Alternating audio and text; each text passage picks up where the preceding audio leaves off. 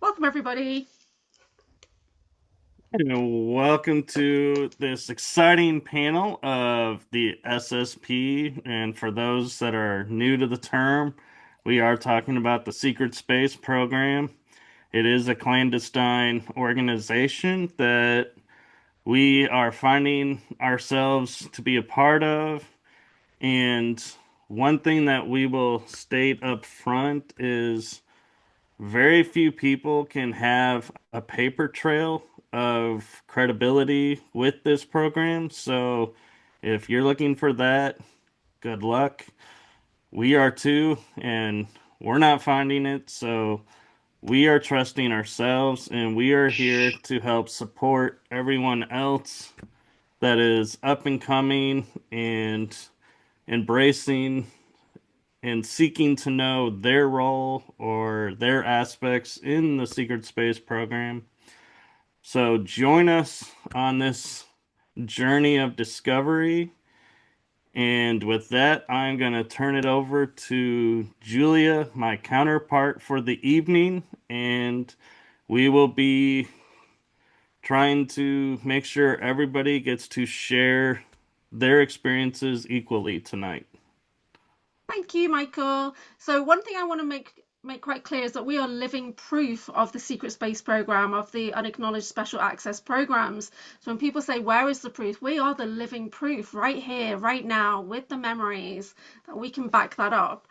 So I'm Anchorhaven. I am a mystical wellness guide and an experiencer. And I have had experiences that I remember in Nachtwaffen, Kruger, Monic global programs, and the Merge, and plenty of things in between.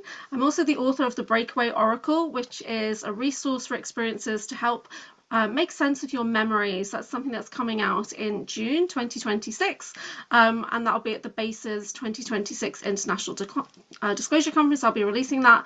So just want to invite everybody, and I'll just go round. If you guys want to do like a little introduction about who you are, and either a small one-liner about yourself or how you would like to present yourself. Right. So do you want to start with Christy Campbell? Okay. Hey everybody, thank y'all for being here tonight and inviting me on the show. My name is Christy Campbell, and my experiences and everything started with my awakening within knowing about the Super Soldier program. And my first person that I was more interested in was James Rink and his videos. So that's what got me started and opened up my awareness and everything to the Super Soldier and SSP programs, and also the Gaia TV, with the cosmic disclosure. That was a big, I resonated with lots of information that they share too. So, yeah. That's great. And James? hmm I'm James Witkus. I've had memories since I was young of being taken so many different places, and then that kind of got away for a while. Then I was in the Navy, and then 30 years after I was out of the Navy, I've been started having a lot more. I call them my night travels, reoccurring memories of a lot of secret space program aspect, being on ships quite a bit, and being down under bases and underwater at times. That's great. Thank you. Missy Hill, do you want to go next? Sure. Hi, I'm Missy Hill, and I always identified myself as more of a grid worker, and I was always into the paranormal as a child. It started more with ghosts and things like that. Now, when I got into researching UFOs, I actually came into meeting a man named Ed Grimsley, who had these third generation night vision goggles. I had heard him on Coast to Coast AM with George Norrie years ago, and then there was a friend. Joshua P. Warren, who actually had brought him to Western North Carolina. And when I looked through these goggles and I saw the craft, it was amazing. The types of moves that they were making, because you just don't see this stuff with the naked eye. And come to find out later, I feel a lot of it's military, and they've been disclosing so many things in the movies. I mean, I questioned when I saw Marvel comics like Captain America the first time with things they're showing us about the Nazis, or it even goes back into Indiana Jones with, stuff about the Nazis. But when I started having dreams about being in underground bases after going to a place called Perry, the Pisgah Astronomical Research Institute, I had to start taking a deeper look at this. Dun, dun, dun. Okay, that's great. Thank you. And Tiffany, would you like to go? Hey guys, my name's Tiffany Rumping. I had my first I guess interest and memory in the SSP when the X-Men movie came out and Wolverine was in the Project X tank and they were metallizing his bones. And when I saw that, I felt the extreme growing pains and it took me back and it placed me there. And then I had another I was obsessed with Halo, the video game, and I've always known that there's more stuff going on than um they put out there. And I I just recently have come into more SSP memories, and I learned about the SSP through Rob Khalil's TSP, and then I started watching Super Soldier Talk with James Rink. That's great. And Michael, did you want to share a bit about yourself? Why not? So, Michael Koff, I am SSP and been in discovery mode since 2023, which is 3 years ago currently. And I am the podcast host of The Energy That Surrounds Us and Riding Through the Unknown. And my awakening actually started when I was watching shows like V, Star Trek, Star Wars, Battlestar Galactica, and didn't really come into focus until I saw Tony Rodriguez talk, in which case I got confirmation of yes, I was in the programs through another friend of mine and have been slowly in discovery mode ever since, and had awareness of Halo with the intro. It was like there was a scene in the introduction that I was like, I totally know that suit. I know what they're talking about. I know that and can tie it to a memory. And so, yeah, I'm an experiencer and I am also on a journey of discovery. So I'm wearing two hats. Amazing. So we did prepare some warm-up questions. I think we've already touched on the first question, which was when did you learn about the SSP? And for me, it's actually quite recently because I didn't think those things applied to me. So for me, it was like the start of 2025. I actually got confirmation that the SSP was in my multi-dimensional records, and people could see that once it was unlocked by Sean Bond, basically. And so does anyone else want to share anything about how they learned about the SSP and that moment when they realized that that made sense and brought the context that they were looking for? Would anyone else like to go? I would say on Rob's show, that's what got me connecting. James. On Rob's show, a typical skeptic now, that's when the pieces all started coming together. Because I've always known about being taken, and when I was young, I had memories of, but I didn't know what it was for. I just remember all this different training and good and bad sides back and forth. And then when I finally seen it on Typical Skeptic, the pieces all started coming together, and I think the roots started taking hold. A lot of times what will happen too is you'll think, you're connecting dots and this doesn't apply to you. That's what I thought, because I started learning about this stuff in 2009, and I had my own show back then called Galactic Earth Fusion, and I was interviewing people, but I had to look at why am I drawn to interview certain people? Like, why did I want Peter Moon, who had the Montauk Chronicles and actually knew, Dr. David Anderson and people like Preston Nichols? Why would I want to interview somebody like him? I was more into actually the Romanian Sphinx than anything, but it's a lot of dot connecting, and then sometimes sometimes some things you just can't ignore anymore. So actually, when I met James Rink, that, because I had gone dark after interviewing a guy named Og Telez. I was like afraid. I became afraid because I didn't want to be branded as that. And I was like, how can this be me? And when I had met James Rink, he was trying to get these memories out of me. And it wasn't actually until he passed and that he came to me in a dream state that I started to like be okay with exploring this and really like, maybe if my consciousness is taken out of my body, it's actually put in some other, somewhere else. And they've been doing this for a long time. Like Billy Carson today on this show that I was watching was disclosing this is what they were doing in ancient Egypt, and that they had bases. These pyramids were like an underground base, and they had Tesla technology. And this is nothing new. This has been going on for eons. This has been going on for a long time. And why do we not know about it? Why is the mainstream kept what they're lying? They've lied to us about everything. And the only way they can disclose it is in a movie, and then it's like, oh, this is just Hollywood fiction. Does anyone want to add to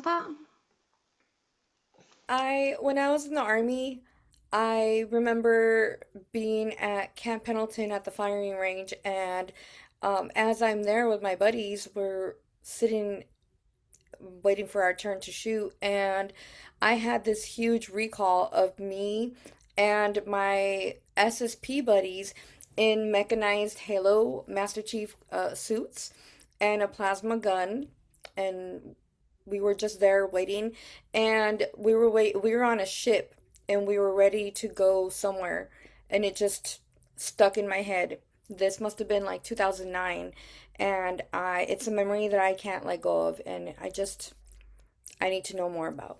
So, yeah. Before we go on, Julia, I want to take a moment and recognize James, Tiffany, and other veterans and just simply say thank you for your service. Thank you. I never know how to take it. It's awkward, but Well, my dad was in the Navy, and so that's where it comes from, being the son of a serviceman. So there you go. Michael, did you want to move to the next question? Um,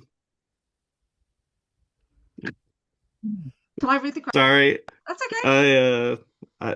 My phone went to sleep, and I'm trying to wake it up so I can Okay. see the questions. I can read out the next one. The next one here is, what do you want to know more about in the SSP? So I go through periods of researching and absorbing as much information as I possibly can. And for me, this happens in cycles. What I also notice is every 3 months, I appear to get mind wiped on particular topics, and then I circle back round to the same topic.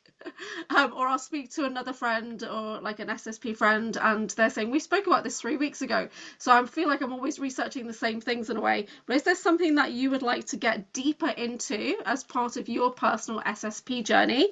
We're going to start with Christy Campbell. I would think that just some new stuff that I haven't heard about or heard anyone talking about. Maybe some of the Ganymede, or however you say, the Jupiter's moon, some of the missions in there, maybe some of the military, or even visiting, and then even maybe some more of Mars, like being maybe like an ant person, and just outside of the regular normal stuff that we hear within the SSP experiences, because I just want to learn new stuff. Like I want a new path. I already have this 20 and back already down, and repeat that over, and I see little pieces of all my experiences and have written about it in my books and stuff, but I'm wanting to see more. I'm ready to find more of my experiences, because I know I have so many more that I just probably need to raise my frequency up more, something like that. So maybe there's something that if that's it, maybe we need to raise our frequency up to be able to see more or something like that. So yeah, I don't know. I keep trying really hard to to find more. Yeah, I actually have a memory of being on Ganymede, but I'm in an underwater base and looking out into the blackness of the deep, and I feel really comforted. And I'm on a facility where they literally just make clone babies or clone people, and yeah. So, and I asked John Whitberg about this, and he thought it was very unusual that I was comfortable being underwater like that, but it's because that was my home. I was raised there. So yeah, so that's my only memory of Ganymede. But Yeah, yeah. I know Sean has said stuff that of my other aspects out in space that are taken in the Orion Wars and all that kind of thing too. So it's just me seeing it though. It's what I have to do, you know, Yeah. so. Is there anything that you do in particular to help you with your recall? A lot of times I'll look at Pinterest to try to make some memories, you know, like come up, just trying to trigger something within me, or watching different movies too. But a lot of movies just seem so boring to me, you know, like there's so nothing is playing out. So a lot of psionic stuff is what is most drawn to, is the psionics of blasting stuff, you know, so doing things like that. And then even I seen a memory that I was like the Iron Fist, or one of those in like the female Iron Fist, because I saw like a hit like the ground or punch, and then it just like does that. And then I watched that movie and I could see that was, and I even write like symbols all over me too. And like that Shadow Hunter too, I figure like with that, there's like they write symbols and then they have abilities. So stuff with psionics is what I'm most drawn to. I write symbols on me too. Mm-hmm. So And do Yeah, I. see, tattooed see, on. all my stuff. Mm-hmm. Yeah, I do. All So the some of time. them I just got tattooed on in the end, but yeah, I write runes and sigils on me as well. Yeah, Yep. that's so cool. Mm-hmm. James, did you want to share next? Can I pass? Missy Hill. So any areas that you want to get deeper into? Well, I mean, I feel like there's things that I need to know, and then there's things that I enjoy. So the things I need to know is I need to understand this this thing that really bothered me about how do they extract your consciousness. Because for years, when I was having these dreams that were horrific, I was like, did this happen to me? Am I watching this? Come to find out later, was I involved in the creation of this, like on a science level, or was it all the above? Because if we're everything, you could be the scientist that creates the chimeras, you can become one, and you can also be witnessing whatever's going on. So I decided before this I wanted to watch Dr. Moreau today, The Island of Dr. Moreau. And that's not, none of that is like pleasant, but I did have a good recall after connecting with Tiffany. Tiffany brought up some memories for me, and I know Christy through this too, but Tiffany was in this recall that she was like a trainer for me when they were putting my consciousness into the consciousness of a dolphin. And see, I have a physical thing that happened to me 25 years ago or so, where I actually was in the Keys. I had swam with the dolphins. It wasn't that time, but I had gone back to the Keys. I slipped and fell and hit my head on some algae, because these dolphins like were talking to me physically and telepathically. And then my head and my neck was bad. My back. I've had a lot of like these weird kind of injuries, because when I have these injuries, when I'm activated, it shuts me down. And maybe that was shutting me down on purpose because of the bleed through. But now it was time to remember that she was actually trying to help me. Tiffany was trying to help me get my physical consciousness back into my body, because I've always been concerned for the dolphins, like picked up on, that they weaponize the dolphins at these bases, and I could feel that they're not happy with their tagged and what they have to do. I even was getting that one on the most recent cruise that I was doing, that the animals are, tagged and tattooed and things and made to do things against their will.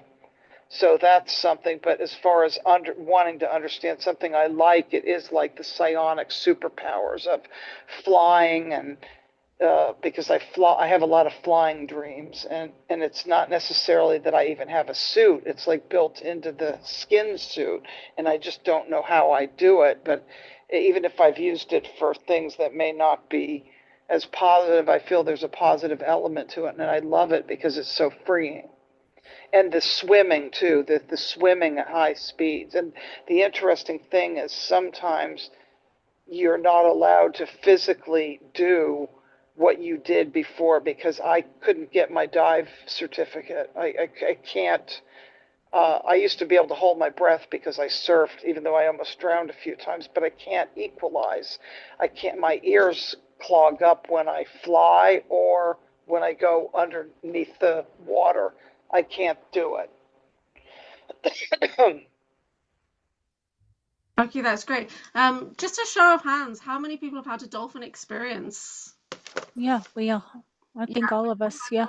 Experiences. James too, yeah. Yeah, linked back into Project Seagate or whatever. For me, it was like in 2000 or 2002, I went to Tenerife in the Canary Islands and I saw a dolphin show and I was overwhelmed with emotion, and I have got emotional suppression codes, so it wasn't my emotion. And that was a bit of an awakening for me. So do we want to talk about Project Seagate before we move on? Or yes, James? I can go back now. I kind of blanked out when you said to me, I'm like, yeah, that's great. Go ahead. Yeah. Right.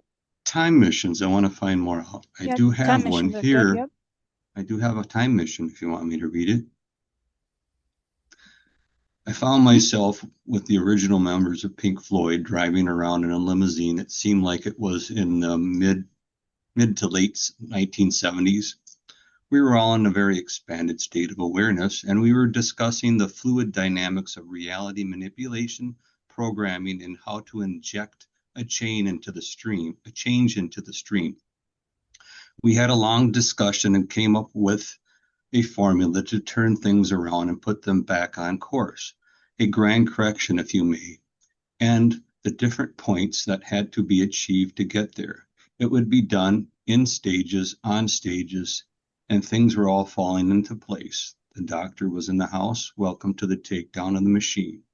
As a side note, Pink Floyd was formed in 1965, the same year I was born. Thank you. Pretty awesome. Yeah. Tiffany, did you want to share next? Yeah, I wanna dive deeper into my abilities to realm jump, teleport, and remote view. I know it's like it's interesting what Missy said, because when I was in the reserves, I cross-trained with the veterinary clinic, and they worked in the Navy research lab like full time also, and I always volunteered to work with the dolphins, and I was always blocked from working with them. And I always found that interesting because I could be around the land animals like no problem, but dolphins was out of the question, and I was like, okay, that's weird. It didn't feel right. And now that Missy mentioned that, it's all clicked in. And yeah, um, I want to know more about Alpha Squad too. Now. So, Christy, have you got any information about Alpha Squad? That's like a lot of that is with the top team super soldiers, like with James Rinks the saber tooth, and then he has his Alpha Squad team. So there's like like elite super soldiers that are I would think some of them is like the Misha Johnston's crew that she's picked. So there's an Alpha Squad, and then also there's rogue agents that were on the Alpha Squad that aren't on their team no more. So Misha took on a lot of the Alpha Squad super soldiers, and then she handpicked the ones that she wants to go out and do like her emissary talks and stuff.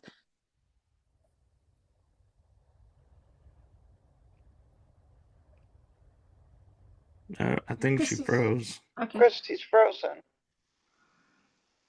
Okay, we'll give her a second.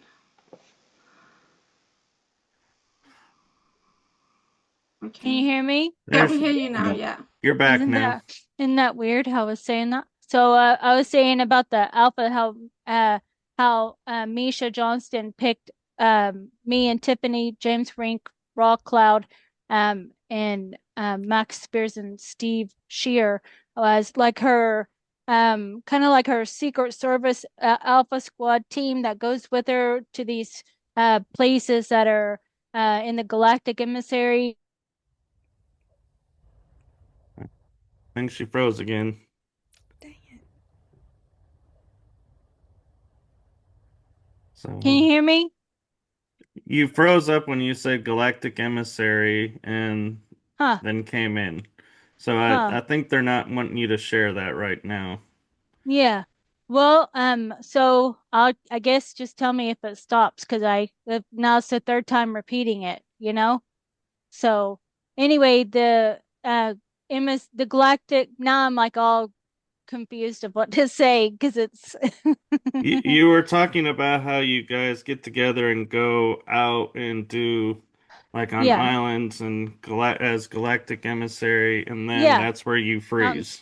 out in space and everything. So Misha Johnston takes us out there. So it's Mm. like me, Raw Cloud, Max Spears and Tiffany and Steve Shear and James Frink is on that team there with Misha.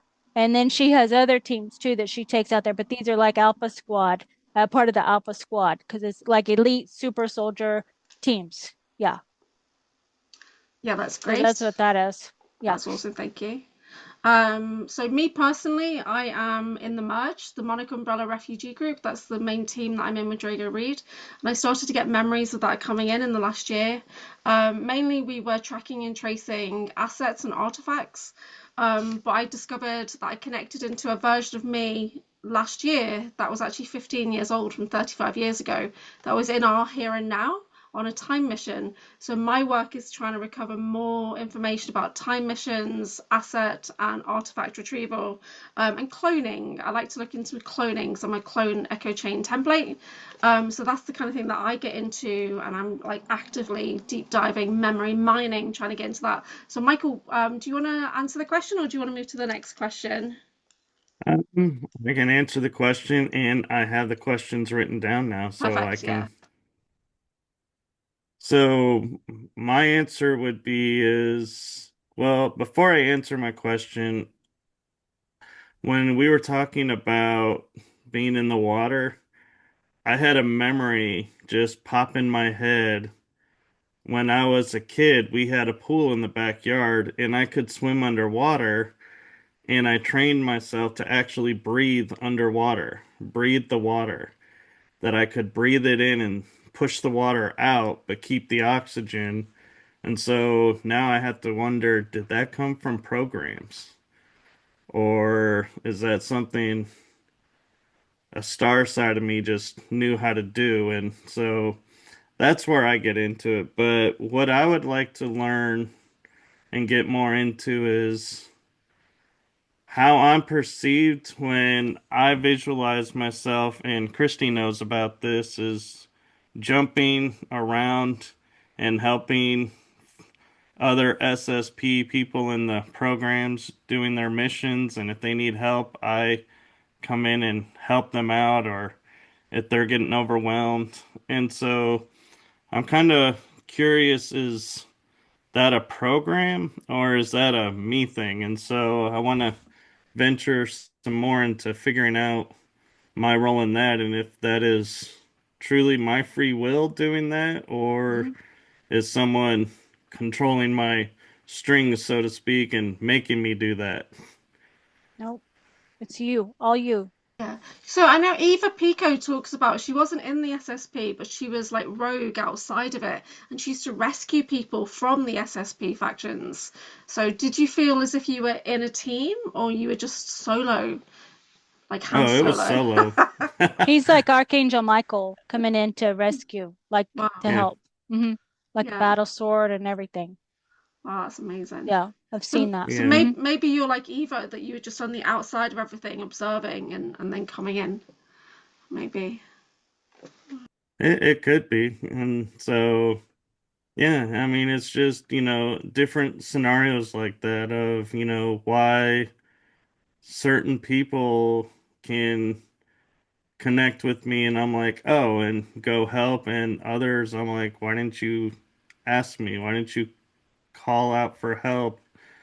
And it's interesting to me why it's not SSP wide, but it's only certain people. And another aspect I'd like to follow up on is I believe I talked to you about this, Christy, was after I did work with Stephen Popiotech, I stole tech from the dark side and converted it to light side and put it on my uniform so that I could cloak and appear as wherever I was to operate underground. And I gave one, I believe, to you, Christy, if I remember right, Rogue Dragon, and a few others. And just curious to follow up to see how that's working. Oh, okay. Well, I can look at that too. All Yeah. right. And with that, I think it's time to jump to the next question, which is, what do you know or believe about your alters and time travel in the secret space program? And James, do you want to start with that since you already kind of hinted at the time travel part? I have a lot on time travel, but they're all just so vague. And a lot of other ones I have is about portaling people into places and then maybe like rescuing and portaling people out at times. And besides the whole artifact retrieval. I did have another one, recall now, I wrote about. One time I found myself on a space station or like a big ship. There was a meeting going on. There were people there in present, and some of them were in telepresence. And it talked about all these time events that we corrected to get to we were at this point. And how we were, because of those like temporal wars. So it was fixing all the negative stuff that happened. And then at the end of the meeting, a woman came up to me and handed me a key on that meeting. Very cool. And what was the key for? I don't know. I handed the key and then I woke up in bed. Okay. What do you feel Maybe. the key is for? Do you have any feeling?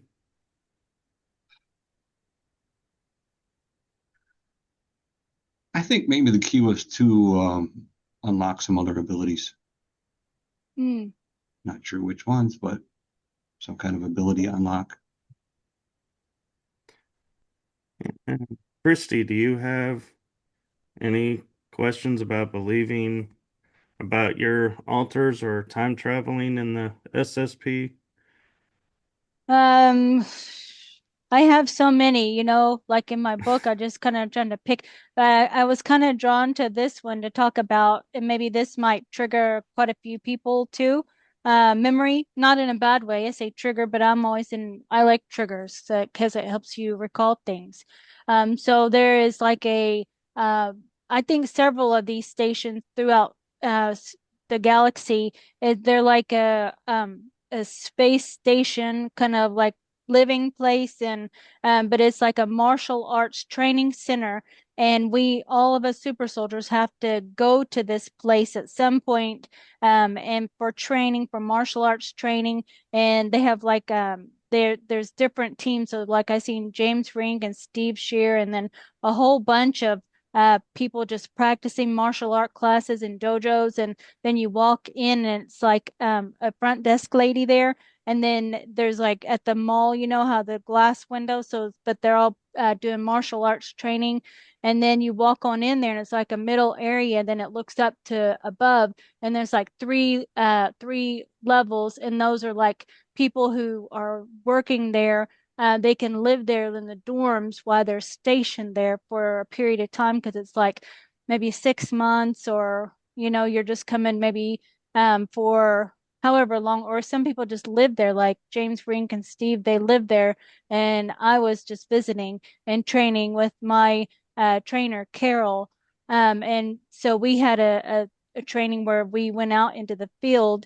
And whether if this is virtual reality, because I did see that too, where they put these virtual reality glasses. And so what it was like she's flying, and at first it's like a small plane, and then I jump out without my chute and then land on the ground and then start taking off running really fast and up a steep slope. And then James Casbolt is chasing after me, trying to trying to catch me. So it's like a game.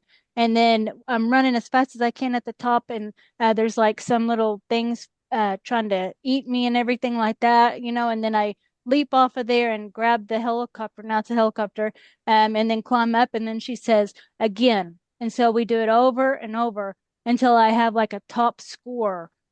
So we have to beat like the top score. So it's always like a competition with me in a lot of places. Like I'm really competitive in the super soldier programs, because they make us like that, because you don't get recognized if you just are. You wouldn't even be in that program if you're like a slacker or anything like that, so that's not. So everybody's trying to do their best to fight and win. And so yeah, so that's a memory, and John Whitberg had remembered that too when I posted that in James Frink's Super Soldier Talk thing a couple of years ago, the memory of that. So yeah, wonder if any of y'all remember that, the martial arts training center or any kind of martial arts training. Yeah. Yeah, you and I have talked about that on shows, the training grounds. Yep. Yep. I had Yeah, some and you had goosebumps? Yeah. goosebumps because it reminded me, like a month or two ago, I found myself at an advanced knife and sword tactical refresher course. I just remember arriving there, being shown around, and that's all I kind of remember. Yep. You're always trained with something that you're like that. And I was my trainer Carol, because there's always these they distract me with all the guys, like all these good looking guys. And she said, don't don't like, the guys are distraction. They're just there to distract you, like don't focus on that, because they'll do stuff, and then I don't give all my 100%, so I had to learn about that too. So yeah, I guess just I had a get thought. distracted. Yeah, I just had a thought for you, Christy, is I vaguely am starting to have memory of while being in the training center and being pitted against my altar and having to fight myself and doing exactly like you're saying, running, seeing if you could outrun, or if you got caught, could you escape?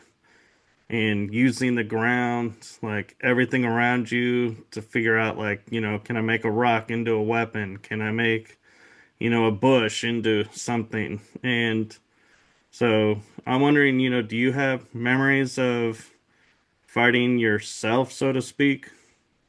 I haven't seen that, but probably so. All like the clone, like different clones possibly, maybe, but I don't recall that.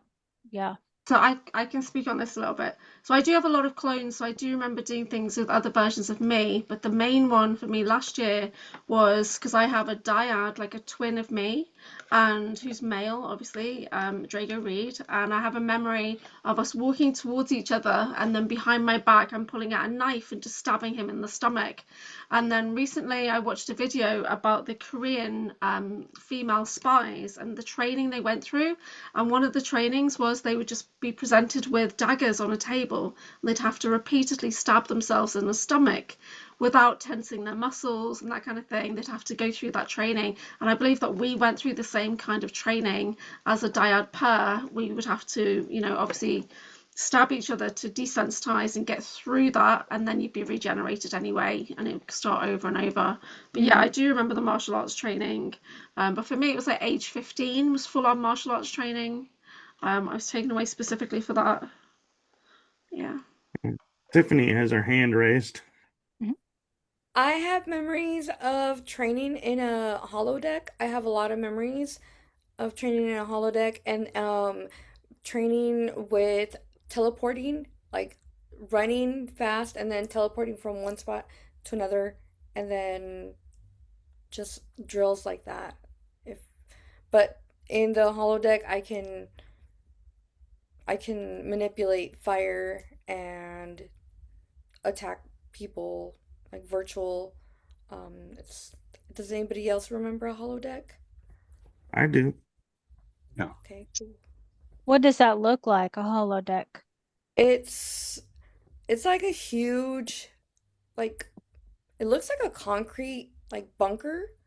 It's huge though, and it just reminds me of Professor X's from from X-Men, where or Star Trek, where the room can turn into anything, Mm. and any like Sims or anybody can pop up and they're your enemies and stuff.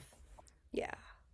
I'm not sure I remember holodeck, but the maze in the Citadel Mall in Colorado, that dome there, and that's a training facility to train your powers. And there's chimeras there that you've got to fight your way out, basically. And Christy and I have done a video on Yep.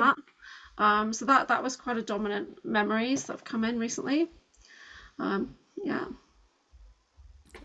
So, Missy, do you have any beliefs or any questions about believing in time travel or Well, you know, as alters? far as this whole time thing, I've always identified with that movie Tron. When I saw the movie Tron with Jeff Bridges, I felt like on some level this is me, that I have connected to the writers of this program where I'm from somewhere else. I don't belong here. I incarnate into this thing, get stuck, and I feel responsible. Like maybe somebody spilled coffee on these blueprints or whatever, but whatever the reason was, whether it was nefarious reasons, whether we did it, like here we are, and now we have to, you know, make this program work for us. Now, as far as like characters, I've always felt like I identify with the shield maidens, okay, like in the Vikings, or when I have battled storms, you know, when there's hurricanes, I feel like I work with the storm elements, that I actually see a aspect of me up in the clouds working with Thor's hammer with plasma light coming off these crystals off the Mjolnir to neutralize the weather. And even the sirens came to me. Like sirens aren't bad to help work with the sirens, and I've seen myself like with the mermaid tail and maybe like a Trinity type of person in the Matrix. So I don't know. I'm getting all these glimpses, but I don't have any, and then movies that stand out for me. I always talked about on radio shows like Groundhog Day, or the movie Inception and the dream worlds, because I'm like, well, what is a dream? Is it something that's actually like created?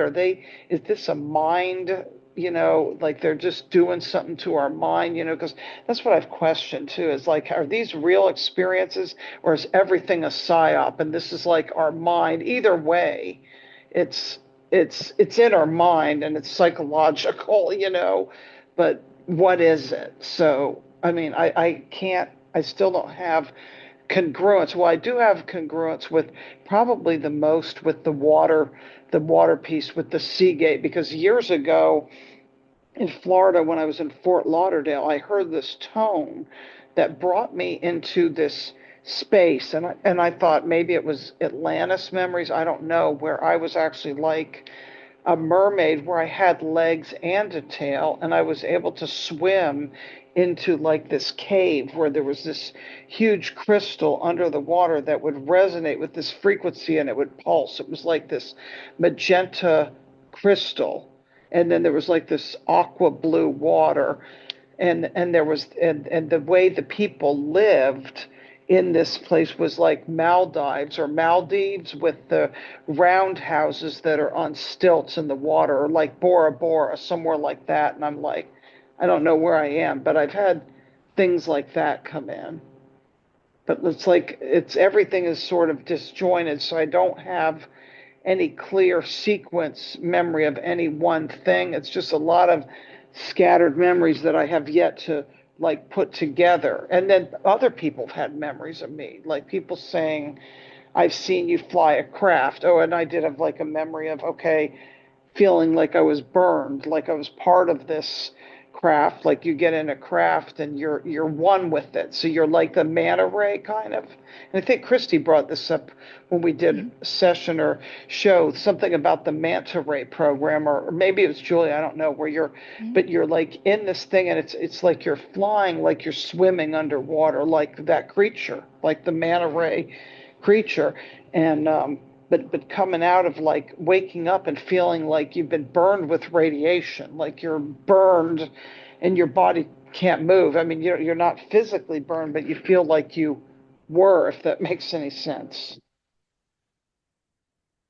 It does. And does anyone have anything they'd like to respond about that with, or any experience along the same lines of? I have experiences that have come to mind. It might not be directly related, but can I share? Or Go ahead. Yep. Or James, do you want to go first? Or did you got something? No? Okay. So what's coming up for me when we talk about alters and time travel? I actually have an alter who was from my Indian SSP. So I lived in India for 10 years or more. And I say or more because I believe it was time dilated when I was out there. My alter is called Jamira Sethi, and I've not said that name on any videos yet. I literally had a double life, and the memory that came in very clear when I was doing memory retrieval, vision questing with Sean Bond, my son was like 18 months, like 2 years old, so I know it's like 2011. And I know exactly where I was living at that time, and I went and lay down, and then I was literally portaled through my bedroom, which was, I was on the ground floor, but I was portaled into a ship. I was taken across India very quickly to an underground base in Hampi, which is like in the middle of India. There's like an old sacred site there, and I saw the ship going through. And then I literally saw myself having a day in the life, and I changed my clothes. I went into briefings. We were talking about artifacts. I went and I was doing Muay Thai, I was doing kickboxing, sitting at my desk working with paperwork, changed my clothes again, got onto like a maglev in India and went all the way up to Delhi for a mission, which was escorting diplomatic people. I even saw the building where it was there's another base underneath, a big secretariat building. And then when I came back and went back to the base, the Hampi base, there's another part of that has an ancient Stargate, so a real Stargate, and I saw myself holding it open. Basically, I had my hand on a plate and I was holding it open for other teams to come back and forth. But it wasn't so much time travel as it was we were connected to the moon, but the moon might have been out of phase. I'm not too sure. So then I went into like moon activity memory, but this was a Stargate in India, so I'm not sure if anyone's really talked about that before. But yeah, so I was Indian SSP for what felt like 100 years, easily. Yeah, it felt like a really long time. That base was time displaced in a time bubble or whatever. But I know we used to be like a special team that would track down artifacts, because I remember hearing the briefing talking about an artifact that had basically started to leak black goo out of it or something toxic, and we needed to send out a team. So as I'm an analyst as well, so I was basically preparing some kind of operational order to send this team out. But then they were doing that mission and I was doing something else. So yeah, so I do have quite a lot of alters that I've connected into now, and Christy and I work together to clarify things as well, to get extra vision. So I actively for the last year have been working on connecting to my alters with intention, and they do come forward now. So yeah, but Jamira Sethi, that's like an actual life that I had. So I still looked like me. I was still me physically, but I was taken out of time. So, and my son was small. And yeah, so that was really profound when that came in, because it really was like a day in the life, but it was a long, long memory that was coming in at the time. Yeah. I think a lot of people have those like we report to like how I was seeing like a galactic ship and it looks like a shopping mall, and then a lot of us report to their astral or our higher aspects. And then so it's like a boardroom meeting and everything, and then we're getting like work orders or something like that, like a that we have to go out in the field and do. And I think a lot of it is retrieving artifacts or speaking like a diplomat or something like that. So different things. We travel in teams or go solo on missions, just if it's kind of close by.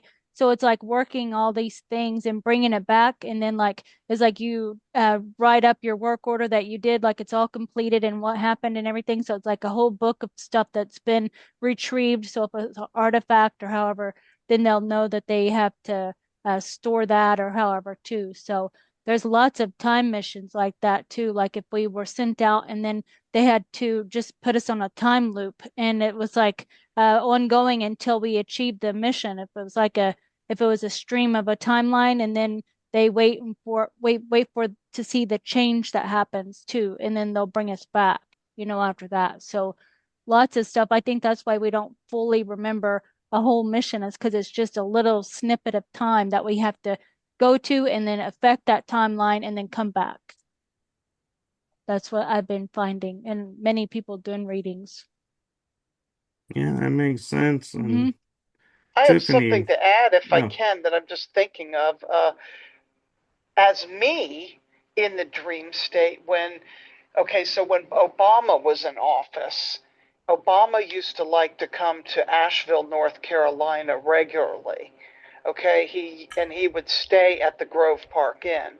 And I even talked about in my Biltmore Village mystery tour about the time when he had the whole place closed, and he showed up with Secret Service at the corner kitchen to eat there. It's like he wanted to rent the whole restaurant. Well, I would find myself in the dream state as a spy working in catering in secret passages that they had at the Grove Park Inn, where I was like serving them and spying on them.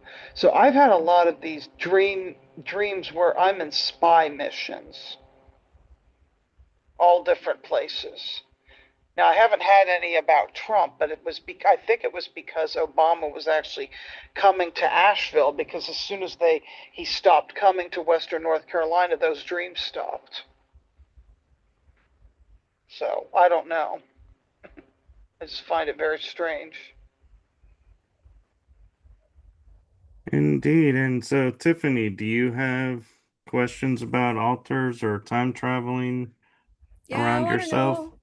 Yeah, I want to know more about my alters too. I know I have alters or clones that work in a lab, uh, splicing alien DNA with, I guess, like chimeras, like human, or human as you can get. And I mass produce these prototypes of alien splices, and like the military programs them. Christy saw that. I want to learn about that. And I guess there's clones or alters of me in labs in the moon and on Mars, and I want to know about time travel because I know I have time traveled when I was in Montauk, and also what's it called? I also want to know about what I was doing. I apparently there's an aspect of me that guards one of the stargates in the 10th dimension. I don't know what that's about, but I want to delve deeper into that. And you guys, it was the weirdest thing. I saw black goo when I was about 4 or 5 years old. We had just moved into an apartment, my mom and my brother and and I had my toys in a grocery bag, like it like tied up, because we had just moved. Like, so I just packed up my toys, like, and then put them in a closet. And I was like, Mom, can I play with my toys? Like after like we had gotten done doing whatever. And I remember she said yeah. So I went to the closet and I grabbed my bag, and it was dark, so I felt it when I grabbed it, and then I put it down in bedroom on the floor, and I freaked out because it was like black goo all over my hand. And on top of the bag, it was weird. And we're not dirty, and it wasn't gum, but it was like putty, like between putty and slime. So I yelled and like I ran to my mom. I was like, Mom. And I showed her and I was like, what is this? And I smelled it because it was like dark brown black and it was like smooth, but it was gross, you know? And it didn't have an odor. I was like, because it could have looked like poop, like runny poop or something. But she was like, I don't know what that is. She was confused. She never knew what that was. I thought it was the weirdest thing. And it was in my toys. I never saw those toys again. She just threw it all away. Oh, wow. Yeah. Yeah, I definitely get Mars labs for you for sure. But you were working with blood and you were working with like the skin, like changing the skin. It's making me think of like the diamond hard skin. It's like that kind of thing, like an environmental changing skin. Which I've not really thought about anything like that before. But I I do get clear that. Atlantean too. Yeah, Hmm. yeah, I definitely was in Atlantis, yeah, for sure. yeah. I think we all were, right? At I one believe point or Hmm. so. Yeah. yeah, Yeah. yeah. I never told anybody about the black goo, but yeah, there you go. That's awesome. So I for became me, aware they disclosed that way back in the Spider-Man movie. They showed us when Spider-Man went dark, that was the Yeah. black goo. Well, I Mm. was also getting the yeah. venom. As you were talking, I was Venom. seeing the venom when it's coming onto his face. Or was that in the Spider-Man Yep. movie? When it's coming on Yeah. his face, that's what I was seeing when you were talking. Yeah. Lucy. Movie Lucy. Mm. Mm. Next Hmm. Generation had that one episode with the black goo. The skin of evil. Mm. Cool. Yeah. Something connected with it, with their toys. It's kind of choppy with looking at it because there's a bunch of things cloaked or something.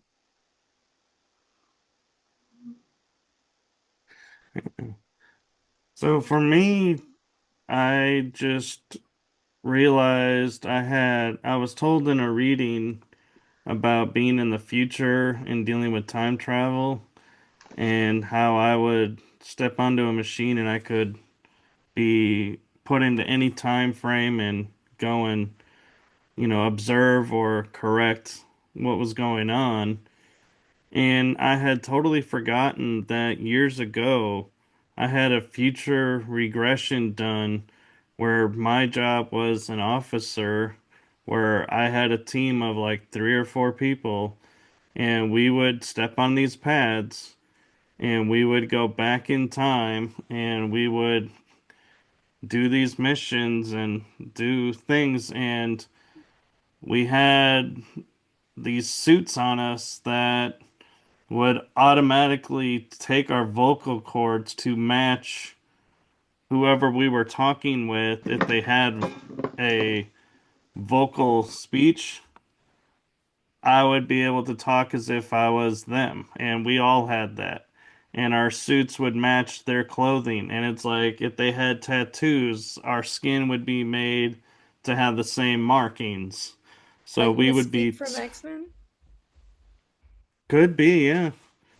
I mean, it was, and so I didn't even put those two together until tonight, and I was like, whoa, wait a minute. I have confirmation of this from my own future regression work, and I was like, so time traveling in the SSP is, I think, constantly going, and the difference is we understand we're not stepping in the past or the future. We're just stepping into another timeline.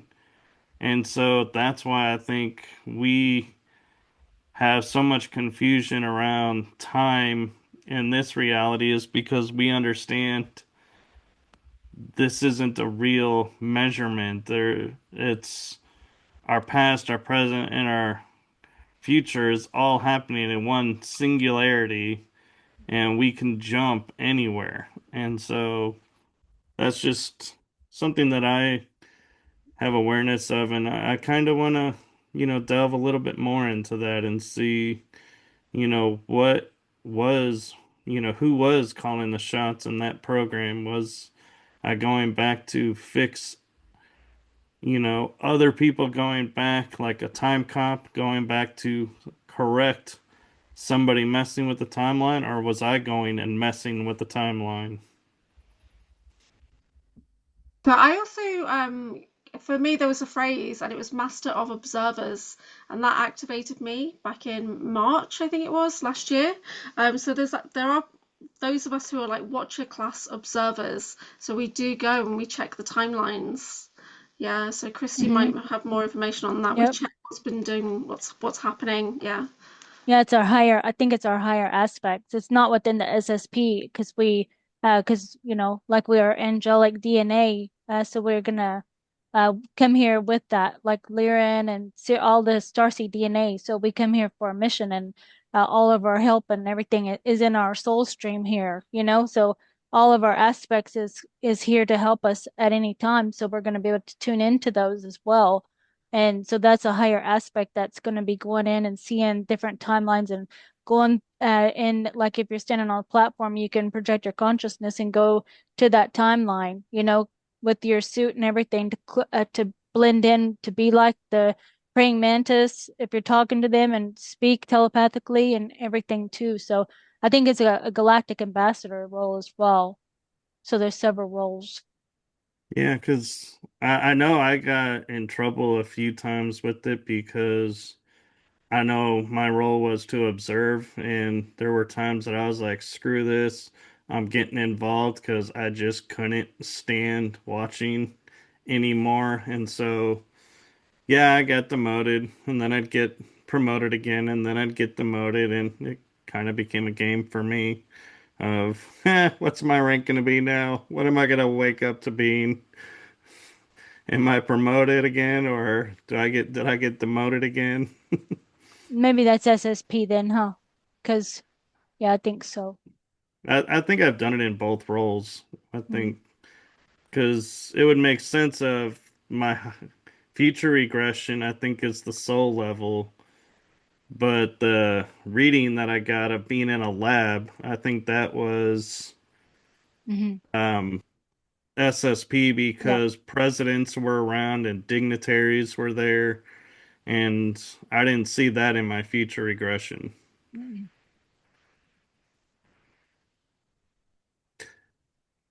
So should All right. to the next question. I'm going to actually combine two questions Okay. about targeting, about the aftercare program. So when we come out of these programs and we are put back into our regular here and now body, we have a personalized targeting pattern, which Olivia James calls the aftercare program, and James Rinks talks about it in his book as well. So have you guys experienced any kind of voice to skull or direct energy weapons or any kind of targeting or limiting of your life in your here and now lifetime? Should we start with Missy? Yeah, I'm looking at this voice to skull because, when I was on your show and you asked me, have I experienced that?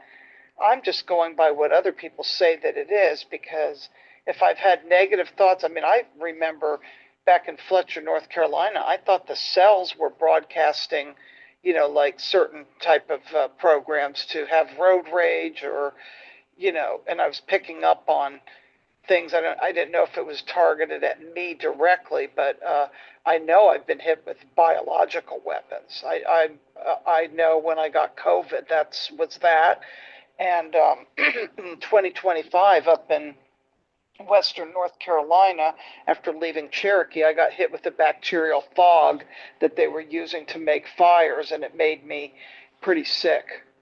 So, and then I felt the other stuff coming through Wi-Fi, geopathic stress. Is this targeting me directly?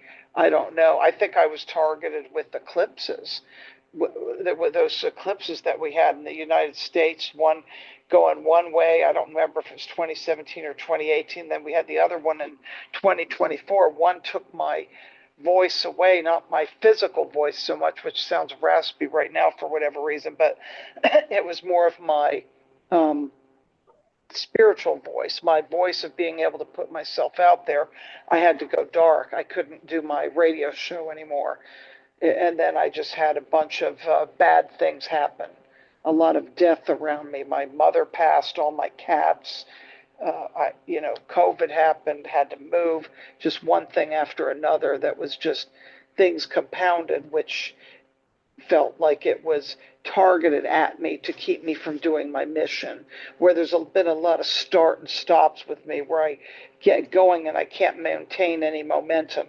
I'm the one that helps everybody else. I guess I'm the one that's on the tarmac. I help everybody else get off the ground, and I'm the last to go. That's what it feels like with me, that I get everybody else flying and I don't do anything.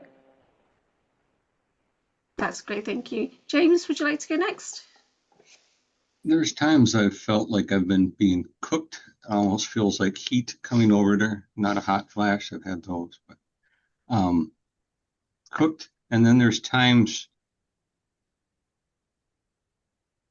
I don't know if this is voice to skull, but we're out of the blue, you get like just a sudden or overwhelming urge to do something, which was not even in your reference for that time during the day or even night at times. But just like it's like something being pushed, like an idea being pushed really fast on you. Cool, thank you. If that makes any sense on that one. Yeah, I mean, remote neural monitoring, where they're monitoring your brainwaves and they're putting suggestive thoughts and everything in as well. It's another form of V2K, I think. Or when you feels like you can tell that somebody's looking through your eyes. Yeah. Oh, yeah. Ooh. You get redirected. You're about to do something, you get redirected to something else. Get that quite a bit. Yeah. Or you come up with an idea, something you want to look up. Oh, yeah. When I'm done doing this, I'll do it. It's very strong. Then all of a sudden, when you're ready to go look it up, it's just gone. It's been wiped. Yeah. Tiffany, did you want to share? Yeah, so I was dating this guy a while ago, and I had the sudden urge to punch him in the jewels. And we were out at dinner, and I couldn't control my body. I just straight did it, and I was in full shock, and so was he. And I was like, I'm so sorry. Like that was out of character. I couldn't tell him like I couldn't control myself, but I couldn't control myself. It was so weird, and we didn't talk about it after that. It was so weird. And I have sensed also when someone else is viewing through my eyes, it's a huge invasion of privacy. And occasionally I will see a black helicopter above my house, which is weird because I'm in the middle of nowhere. It's a new development. There's a huge farm behind, well, not huge, but there's a farm behind us, you know? And I had the weirdest experience when my husband was stationed in DC, Washington, DC. I was at Target shopping, and it was around lunchtime, and this gentleman came to me. He was wearing a button up and some like khakis, and he had his Pentagon worker like employee ID, like civilian ID, and he had it like on his lapel. And I was like, that's weird. And he approached me, and I had my shopping cart, and he was like, hey, how are you?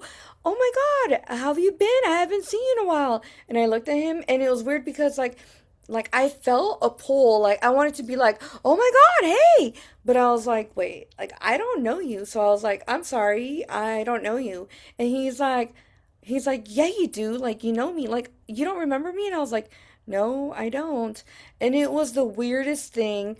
And Sean Bond has remote viewed me being held at the dome that's under the owl at the Capitol, at least 10 floors down. And Christy also said that the way that he was talking to me is like he was talking to me in code to see, it was either he was trying to see if I was still like under like the brainwash program, or if it like anything that he would say would trigger me. But it was weird because he kept trying to convince me to meet up with him at the Pentagon to have lunch at the Fishbone restaurant. And I was like, and I told him, I was like, I'm married, like I don't have lunch with people I don't know, especially at the Pentagon. Like it felt like I had an inner knowing that it was a trap and that I would never leave that place.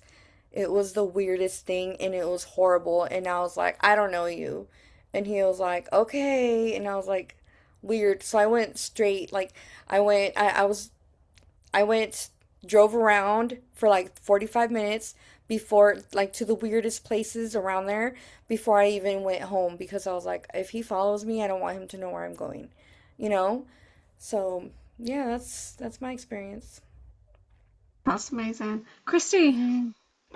I'm pretty stationed here at my parents' house, so it's they kind of know what I'm doing and anything like that. But when I do travel, and especially at the airports, then I feel major heat inside, like microwave cooking, massive headache and low energy, like my energy just zaps. And like going to this past conference, then the whole place that we were at was like had a net over it, the military base right behind it, and the whole place was being targeted with the low frequency. And I was like, oh my gosh, I just feel like I'm cooking, and my face was red, my heart rate fast, and was low energy all day long, and I couldn't snap out of that at all.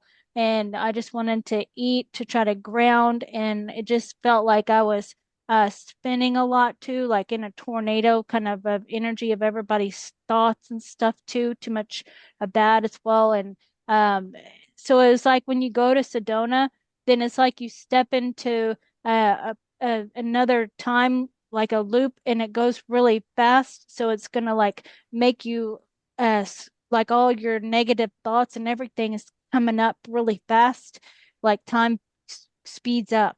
And then um and then you come back to your regular place, and then you're out of your body because it takes you a long time to even come back into your body. And uh, feel like it took me just recently just to start feeling again, like I was completely out of it. And I didn't want to talk to no one. I needed time to process and really decompress and then charge myself back up because I was like really low, like thoughts, and kind of depressed a little bit, thinking I just really wanted to be alone a lot. And I do that when I am overwhelmed because I'm a hypersensitive empath. And so I will need a lot of time to decompress, and I need people to not message me and just leave me alone.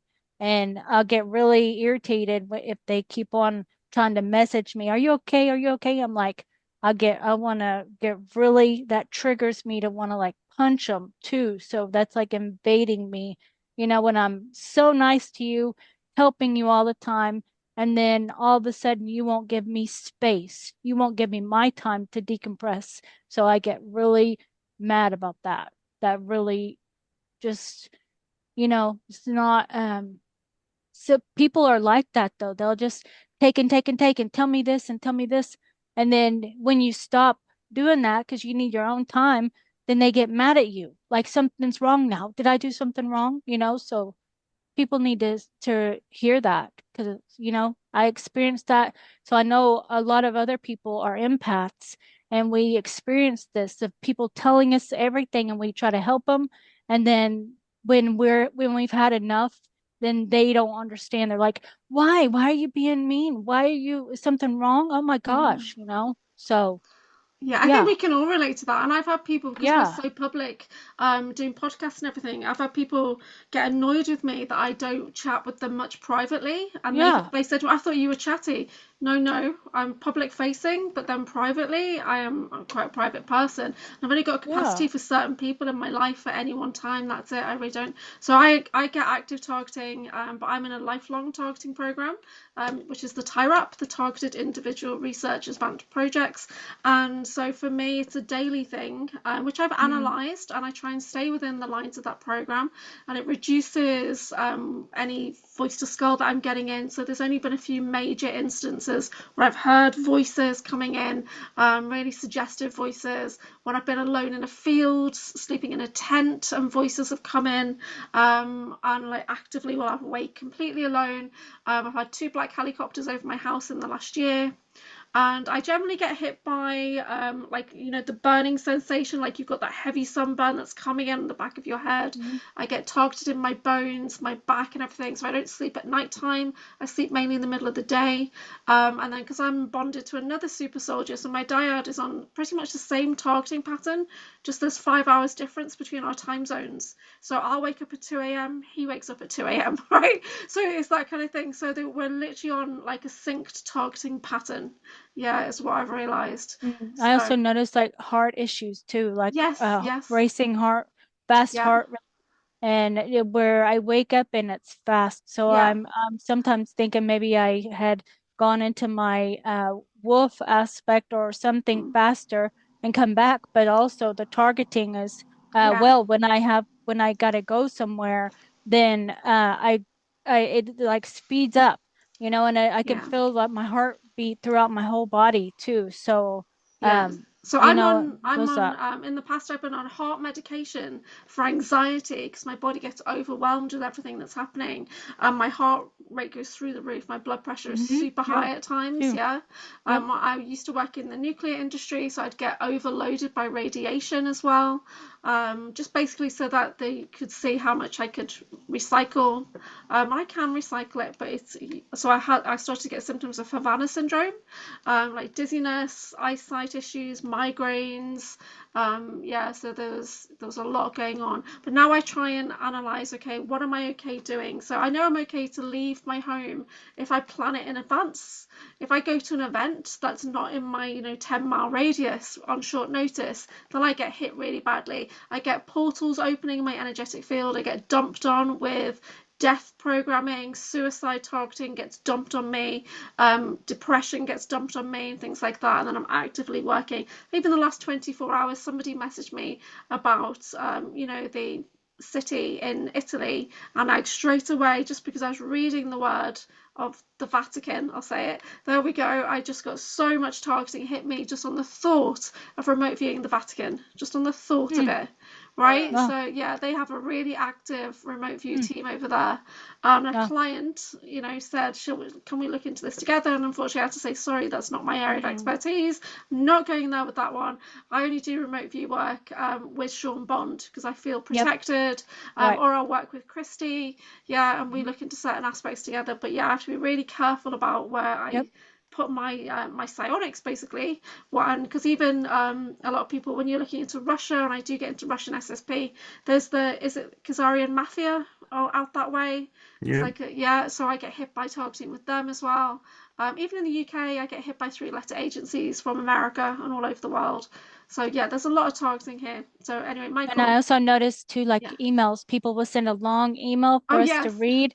And then yes. there's all kinds of, there's like I've 20 experiences. And then they're like, so yeah, what do you think? And I'm like, book a reading, you know, yeah. I'm not going to do I've that, you I've know, been getting long like, emails, but it's people mm-hmm. telling me of how they believe I should be doing things, who I should be associating with in their Okay. opinion, right? And what Mm-hmm. they want the best for me in their opinion. So I've been getting Yep. Oh those my kind of God. emails, right? So Just people, delete it. Don't even read all of yeah, it. so I Once did you feel respond it, to delete one, it. but then I more came wouldn't. back. So No. people disapprove of some of my acquaintances, some of my Yeah. peers that I Who connect with. cares? Yeah, Who so cares? but I've Yeah. had positive experiences. I work with Mm-hmm. particular people on my channel. You guys see that because Yeah. I've had positive experiences, real life, world changing positive experiences. So yeah, so I Mm-hmm. don't need to apologize for No, who I associate because myself with when I'm no having way. real world experiences that are positive and enrich my Yeah. life. Anyway, Yeah. Yeah. Michael, would you like to Yeah. share? So I get my labs, and I know when I am. My Wonder Twin sis will reach out to me, and she'll be like, "Are you feeling okay?" And I'll be like, "Why?" And she goes, "'Cause you were my lad last night." And I was like, "Is that why I got this bump on the back of my head?" And she's like, "Yep." And Mm-hmm. or I'll have a mark on one of my ears, and I'll be like, "Oh, yep, it happened." And we'll work on clearing it up. But I was sharing with someone, and I've never gone public with this, but I feel like, now is the right time. And when I was at the Full Disclosure Now conference, I had one night where I was in my room just about to fall asleep, and I got alerted through my energy field. A team of people were coming for me. Mm. And so I decided, well, I could either lay a trap for them or I could just get taken and see what's going to happen. And I went and decided to lay a trap. So I made it look like and shut my energy down and closed my eyes and was like, okay, I'm asleep. The second they were about to put their hands on me, I just burst into energy and they were like flying across the room. And needless to say, not a single one of them left that room intact, Good. alive. Good. And so if I know a group is coming, I'll retaliate and I'll be like, I'll take them down. But if I don't know, I find it interesting how sometimes I can know when they're coming and sometimes I won't know. Yep. And you still react and blow them to pieces. Yeah. Yep.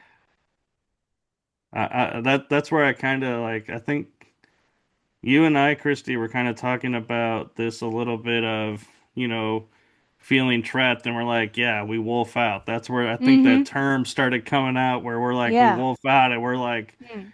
we shred Can't. everybody around us. Oh yeah. Oh my God. It's like going crazy. Yeah, it's like our defense mechanism. It's like, Mm-hmm. oh, Is that you, the you same think as you're Berserker mode?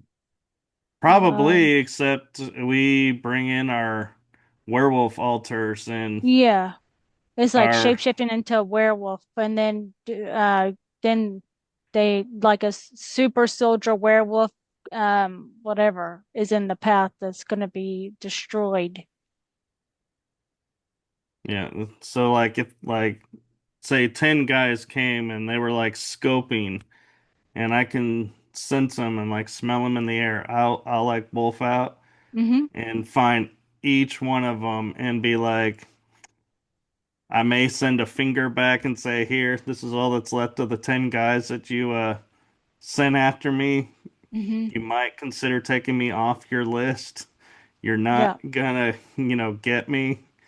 Sometimes I even see through where the wolf even sees through my, like it is a layover of me too. So I'll project it out when I'm running to make me run faster. And even I'll see him. It's a male wolf too, and it looks just like this, but it's really tall, and he'll get up into the tree and just kind of flirt with me and stuff too, like hanging out like in the tree, like I'm taking forever to get to him, or then he'll just run around like 4 jumps and then he's back to me. So that just kind of he like plays around with me and stuff like that. But when we're serious, then because we like to chase after uh like race. We like to race and see who's fastest too. So yeah, do that as well. We gotta have a Yeah. werewolf Olympics. That would be hilarious. Oh my God, we should mini Alter out mini and just obstacle like, course for them. yeah. Yeah. Okay, so I was thinking But if I'm we down. Let do me know. a last Wait, round, if there's I have something that last wait. we've not spoken Hold about that you on. would like to Tiffany talk hasn't about. had a turn. Oh, sorry, Tiffany, No, go no, no. ahead. I did, but I wanted to add Oh, something. I Yeah. was heavily targeted in the army when I was on active duty. There was this piece of shit captain. I hope I get a chance to bash her face in and hmm scrape her face into the gravel one hmm day. But every time she approached me, she even came near me, even just in the same room, like my amygdala would start vibrating and rattling, and it felt like unsafe. It was like unsafe, unsafe. And I was like, what the hell is going on? And I never liked her. I hope I see her somewhere and have roundhouse my way kicker. with her. Oh yeah, I want hmm to send her back in a pulp for sure. Yeah. And her bloodline right there. What else? Oh, does anybody else experience a sense of doom like right before going to bed on the nights before you get taken? Like the night that you get taken like before going to bed? 'Cause I wake up with the weirdest things. I have acrylics, right? And I have Oh, wait. I have like the weirdest little scratch right there, and it looks like a fingernail, Right. Mm-hmm. but Like a scoop thing, huh? Like a needle Yeah, kind of yeah, like scoop. you like stuck it in. So yeah, like I'm still in active service. I know I get taken at least 4 to 5 times a week, so I don't notice. Mm-hmm. It's just normal, so I just go with it. Mm-hmm. But I do notice the red dots, like generally around here. yes, I get I get them on my three red toes. triangle dots. I get Uh-huh. that I Mm. quite. have it here now. Gets me right on the chest. Yeah, The Yeah, 3 dots on my face. Right, yeah, I I I, get those on my noticed. toes and Yeah. ankles. Yes. yeah, Mm-hmm. I get a lot of time at the base of the skull. Yep. That's where mine is. Yep. yeah. And I know Yep. Draco Same. Reed has talked in the past Mm-hmm. about getting taken, and he's woken up, and the top of his feet are dirty, where you've been Oh yeah. dragged. I've had that. I've Mm. I woken up, and get the dirt top of my under my feet is nails. dirty. Yeah. Yeah. Yeah. Yep. I'll have dirt under my feet. Yeah, Mm-hmm. it's so Do weird. you, do you think it happens when your body goes into that vibration? You know, your body. I shut it down. I'm like, I I s won't go to sleep when that happens. When that vibration comes in, So for it's me, very uncomfortable. I've Mm-hmm. identified that my body vibrating is releasing trauma. So that's where I've settled with that right now. Is that when that does start, I can feel that there's an energy or an emotion that needs to be released. Before it used to scare me. I used to really think there was an entity nearby or something like that, and I would freak out. And now I've settled into actually my body's shaking it off. My body is releasing its trauma in its own way. So there'll be moments where it's just a gentle vibration, and other moments when it's quite active. But I always feel better afterwards. That's the difference. Yeah. Has anybody had the experience where sometimes when you see the plasma, like your webbed fingers, like sometimes I'll just look at my fingers and I'll see webbing, and sometimes it looks like either snake skin or spider webs that I'm like Mm. looking through, and I'll see that everything's like a spider web. I know spider's been coming up for a lot Spiderwebs. of people, and Yeah. that's the spy in it too. I mean, there's an organic version and a not so organic version Mm. that's I've not also seen a benevolent. web that connects the stars. I stargaze a lot. I have a little telescope behind me. It's blurred, but Cool. I can see one, you know? It's, does anybody else see that? Connecting the stars? Mm-mm. And my I body Oh does do. yeah. vibrate as I'm falling asleep, but that's when I know I'm about to take off, like astrally. Well, I had to take melatonin, so I pass out. So I don't. Otherwise I would stay awake all night. Mm-hmm. Yeah. I Does think they anyone target our hormones too. Oh my God, yeah. That's Yes. does anyone ever experience in that half awake, half asleep state just before you drift off, find yourself in a tank or a Mm. stasis chamber someplace hooked up to a system? Oh, I Stasis have no, I haven't once. chamber. seen, but I can see that. Yep, Mm-hmm. Yes. yep. I've also been So targeted with Omega programming. I had to overcome it. I used to get it really bad, especially when I got out of the army. I also had a hard time with personality, with failure to adapt to civilian life because I didn't know who I was if not a soldier.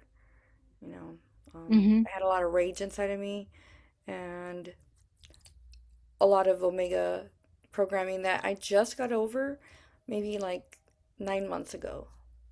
Yeah, taken And into I'm, the SSP like 20 and backs and stuff like that, mhm. and yeah. returned all the time like that. Yeah. So it's a lot of Yes. stored trauma. Yes, I have a lot of like memories. Do you guys have a lot of memories also where I remember living this extraordinary life in the SSP, doing things, accomplishing things, and then being forced back into my little body? Yep. And I'm That's like, like time Oh yeah. things. it's a That's loss. what our Keem does. He's come to pick me up before and said, "Time's up." Like it's your time is up. Like you've lived a whole how many ever years in this and that place, and then they come and get you, and then you got to leave then. Mm-hmm. And Yeah. You yeah, Yeah. can't say bye, you can't turn around, no, nothing. Yeah. Nope. yeah. I've He grieved said that so many times in my life. he hates that role that he has to go do that. Yeah. Yeah. So yeah, So so anything else? Because it's 2 hours here. yeah, we have one final question for everyone, and I've kind of merged two into one like Anchor did. So the last question for this panel tonight is, how do you feel being heard and seen and aware you are not alone in this realm? And also, I want to tag into that also, what positive side effects have you seen tonight or in your life from being in the Secret Space program? And Christy, do you want to go first? Um, it's kind of a load of things there for me to look at. So it's like positive in the SSP. Um, I guess, well, it's not sure how to answer all of that. Maybe someone else can go first because that's a loaded question, really. I'll go first. So I struggle to answer the positive in the SSP because I'm still processing Yeah. the trauma. Mm-hmm. So, but yes, Yeah. but I guess advanced, knowing that you're not crazy is probably one of the first things. Knowing that your memories do have context. When you find the SSP narrative and people that understand what you're trying to say and kind of speak your language and can see what you're saying as you say it, that is very reassuring. Because for a long Yeah. time, I might have had like random memories, even space memories, but no context. So for me, context has literally come in the last 18 months. So I've gone 48 years with no context, thinking that I was crazy, with huge gaps in my memory, knowing that there was somebody that was meant to be standing beside me and I could feel them energetically, but I couldn't see them. And I didn't know who or where they were. So reconnecting with my dyad was my super soldier partner was a big deal for me. Both of our energies recalibrated when we met in person as well. So positive things is, knowing that I can ground it into this reality is a positive thing. I can take what's in the back of my mind and ground it into reality because it's real. Yeah, it's multidimensional, but it is real. Connecting into other aspects of me, I have a lot of clones. Like I'm used as a clone template and as a clone management system. So knowing that when I daydream and that I'm in North Korea or Japan or anywhere, knowing that I'm actually seeing through a clone's eyes is reassuring and it's not just a daydream, and things like that for me. So I don't know if that makes sense. But I have found it like getting that soul family back together, but also because we are comrades, we're literally bonded in battle.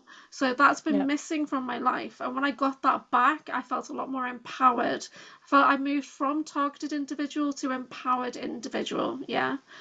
Yeah. Okay. I would say that's good. Like with connecting people together too, and then also us being here for those people who are now waking up, we can help them feel like they're not alone. So that's what I want to say.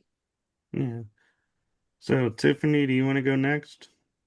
Yeah, I feel like I finally found my soul family. Um, it's I think that there's a lot of positive aspects in the SSP,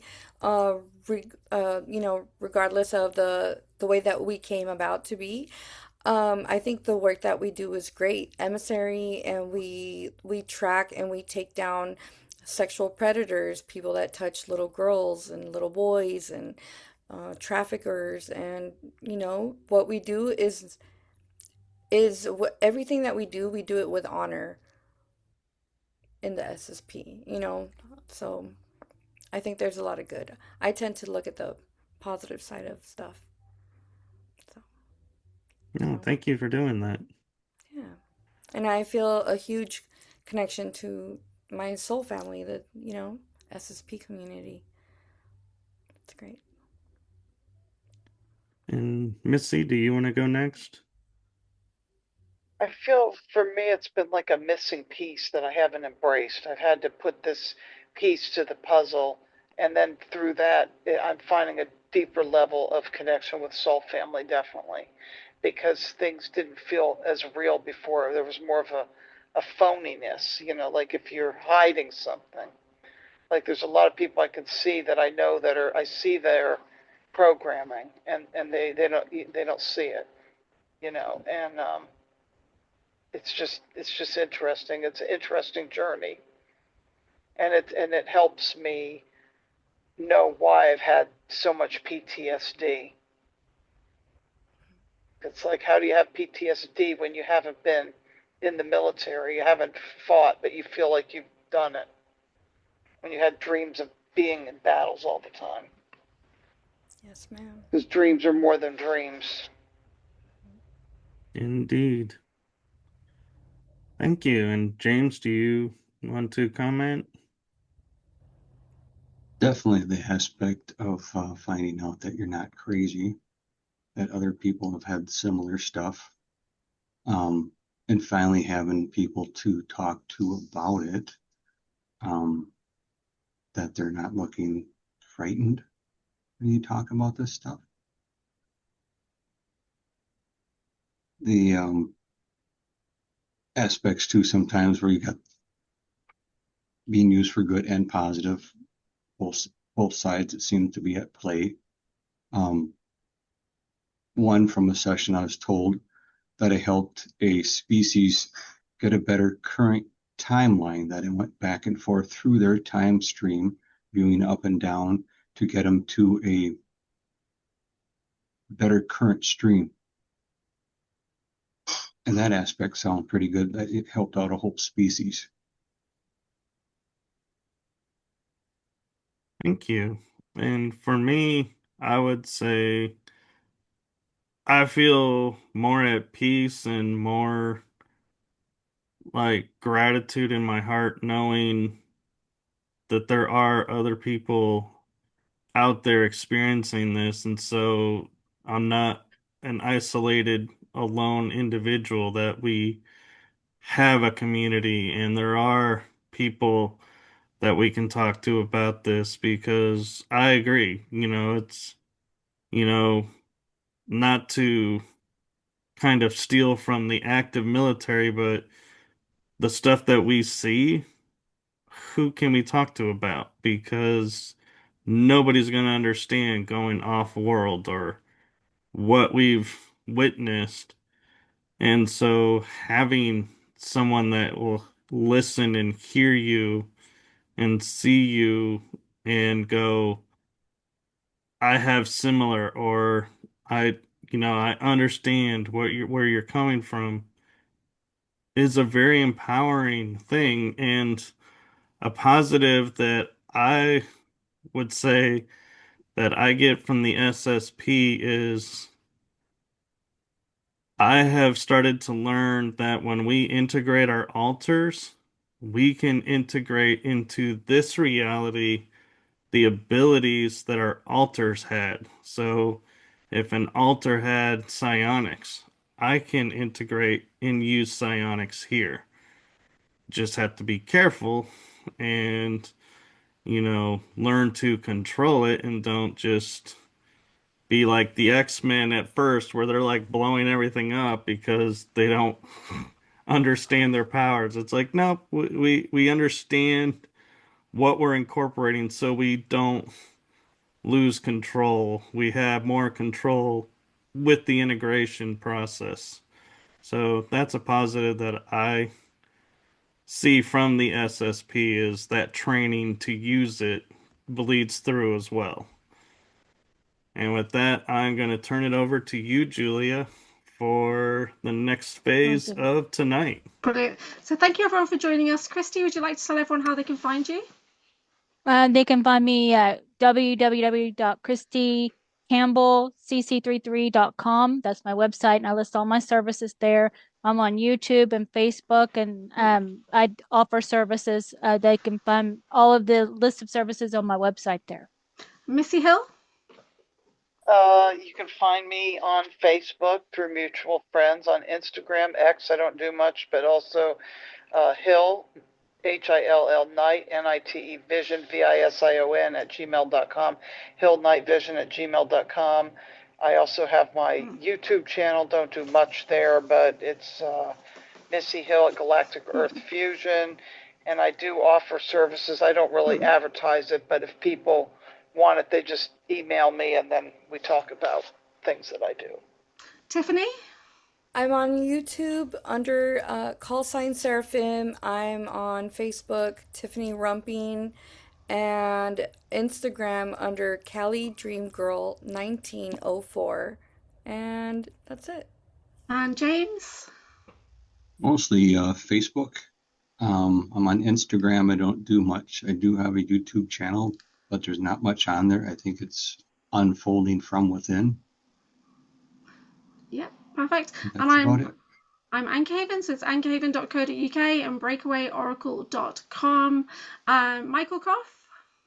I'm on YouTube, and you can find me under my name, Michael Koff 205, I think is my new Facebook tag. And you can also find me under my shows, The Energy That Surrounds Us, and Riding Through the Unknown, Paranormal Verses.